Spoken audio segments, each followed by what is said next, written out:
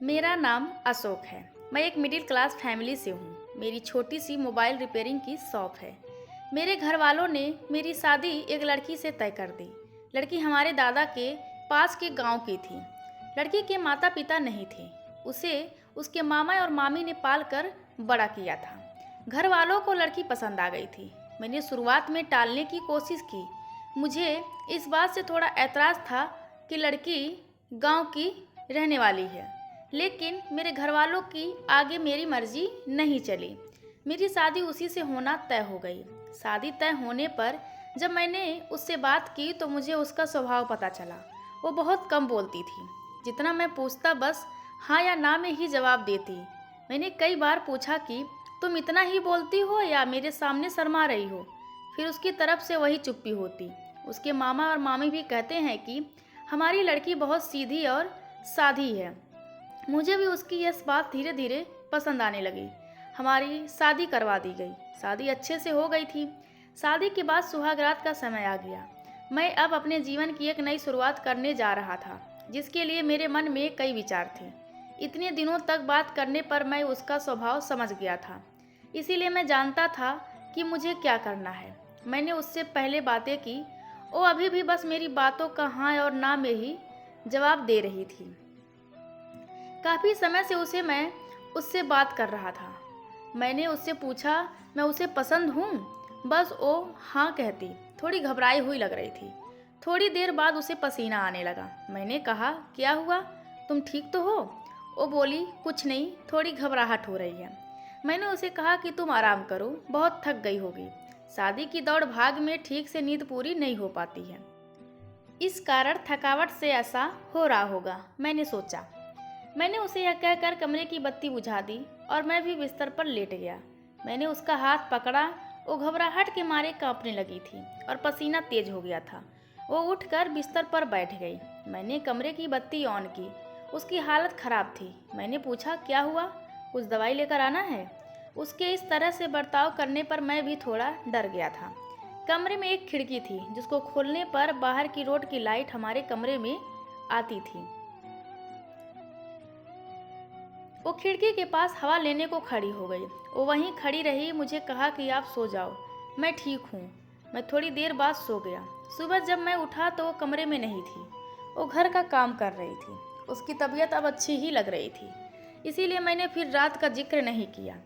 अगली रात फिर मेरे कमरे में गया तो उसने पहले ही खिड़की को खोल रखा था।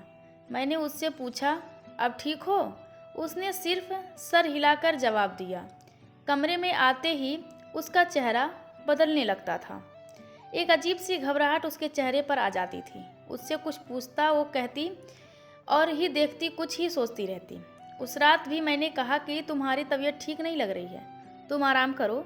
मैंने फिर कमरे की बत्ती बुझाई और बेड की ओर आया तो उसने खिड़की खोल ली और उसके पास खड़ी हो गई। मैंने अब उसे कुछ नहीं कहा। मैं अपने बेड पर सो गया। मुझे अब लगने लगा कि सब कुछ ठीक नहीं है। कुछ बात है जो यह मुझसे छिपा रही है। रात में घबराने वाली लड़की सुबह ठीक लगती थी। सुबह उसके चेहरे पर कोई घबराहट नहीं होती। शाम को 8 बजे में खाना खा रहा था। अंधेरा हो गया था। मम्मी ने उससे कहा कि छत पर से कपड़े लाना भूल गई, तू ले आ। वो कपड़े लाने सीढ़ियों से छत पर गई, लेकिन करीब आधा घंटा हो गया था और वो नीचे नहीं आई। मम्मी ने नीचे से आवाज़ भी लगाई, लेकिन वो नहीं आई। मेरे खाने के बाद मम्मी ने मुझे कहा कि जा तू देख कर आ। मैं सीढ़ियों पर गया तो वो सीढ़ियों पर ही बैठी थी और उसके चेहरे पर वही घबराहट दिख रही थी। मैंने सीढ़ियों की लाइट ऑन की। लाइट ऑन होते ही जैसे वो नींद से जग गई हो। मैंने उससे पूछा कि तुम यहाँ क्यों बैठी हो? वो कुछ नहीं बोल पाई। उसके माथे पर रात जैसा ही पसीना था। वो वहाँ से चली गई।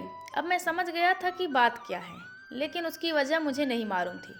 उस रात मैं कमरे में गया और जाते ही मैंने सबसे पहले अपने कमरे की खिड़की को बंद किया।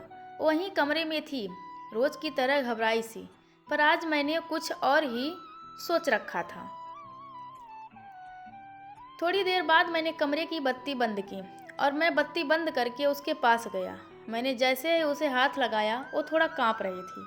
रोज़ की तरह पसीना छूटने लगा। अब मैंने उसका हाथ और ज़ोर से पकड़ा, लेकिन उसका कांपना और पसीना बहना चलता रहा। तब मैंने उसे कहा कि क्या हुआ, तुम ठीक हो? वो अचानक बोली, मेरी तबीयत बिगड़ रही है, पानी चाहिए मुझे।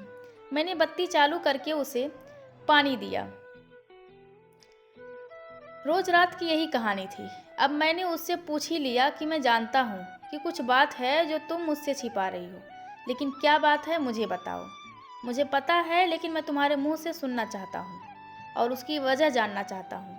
वो पहले ही कम बोलती थी, ऊपर से डरी हुई थी, तो वैसे ही उसकी आवाज़ नहीं निकलती थी। मैंने उससे प्यार से पूछा, क्या हुआ है? कुछ ऐसी बात है जो बता नहीं सकती तुम मुझे? वो चुप रही। मैंने गुस्से में कहा कि ठीक है, कल तुम्हारे मामा से बात करता हूँ।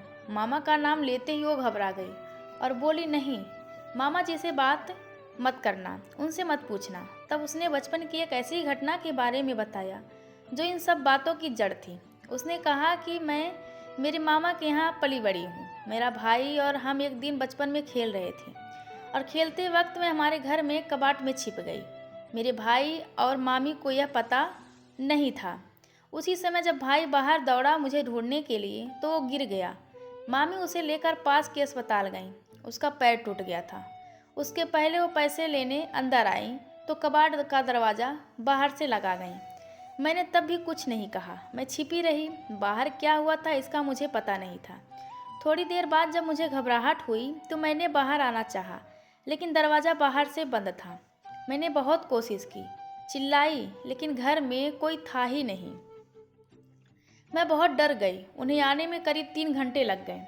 मैं उस कबाट में 3 घंटे बंद थी। उसके बाद उनके आने के बाद भी मैं उन्हें नहीं दिखी तो मामी मुझे ढूंढने लगी। अब मैं अंदर पसीने और घबराहट के मारे बेहाल थी। मामी की आवाज़ पर मैं फिर से ज़ोर से दरवाज़ा बजाने लगी तो मामी ने मुझे बाहर निकाला। मैं जब बाहर निकली तो काँप रही थी। मुझे लगने लगा था कि मैं उस कबाट से बाहर आऊँगी या नहीं। आज भी अंधेरा मुझे उस दिन की तरह डराता है।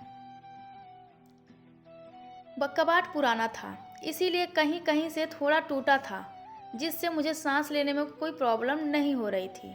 बाहर क्या हुआ था इसका मुझे पता नहीं। मैं जब बाहर आई तो मुझे पता चला कि मैं इतने समय तक अंदर क्यों बंद थी।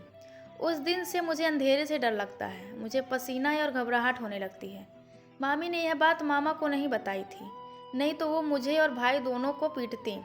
मुझे नहीं पता कि अब यह कब तक मुझे परेशान करेगा, लेकिन मामी को यह पता है, इसीलिए वो मेरा ध्यान रखती थी। यह सब सुनने के बाद मैंने कहा कि यह बात तुम पहले भी बता सकती थी। मेरी पत्नी बहुत ही सीधी थी और घटना के बाद शायद वो और भी डर गई थी। उसे लग रहा था कि उसकी यह परेशानी मैं समझूंगा या नहीं। कहीं मैं इस बात का मुद्दा न बना लूं कि शादी के पहले हमें बताया क्यों नहीं गया। इससे वो छिपा रही थी। मैंने उसे फिर बड़े प्यार से समझाया कि उस समय जो हुआ उससे तुम्हें बाहर निकलना होगा। तुम्हारे अंदर के डर से हम दोनों मिलकर लड़ेंगे।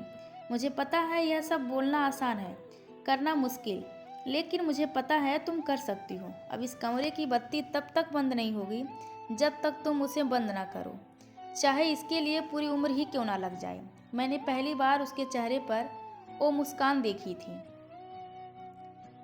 लग रहा था कि उसका कोई बोझ उतर गया। अंधेरा अब मेरे होते उसे डरा नहीं सकता। मैं उसका हाथ पकड़े रहता हूँ। धीरे धीरे मैं उसके इस डर को निकालने की कोशिश कर रहा हूँ और बहुत हद तक मैं सफल भी हो रहा हूँ। ऐसी कोई भी बात नहीं है जो हल नहीं हो सकती। व्यक्ति को सिर्फ प्यार और विश्वास चाहिए। बड़ी से बड़ी बात को सुलझाया जा सकता है। दोस्तों, यह कहानी आप सभी को कैसी लगी कृपया कमेंट करके ज़रूर बताएं और चैनल को लाइक शेयर और सब्सक्राइब करना बिल्कुल भी ना भूलें। धन्यवाद आप सबका।